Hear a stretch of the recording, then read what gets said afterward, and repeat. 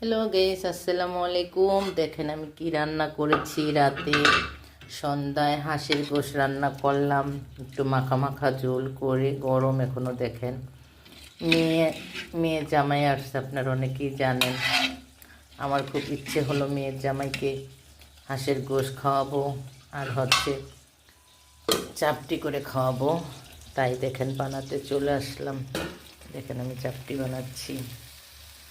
আপনারাও এভাবে খাবেন আমার মতো চাপটি বানিয়ে।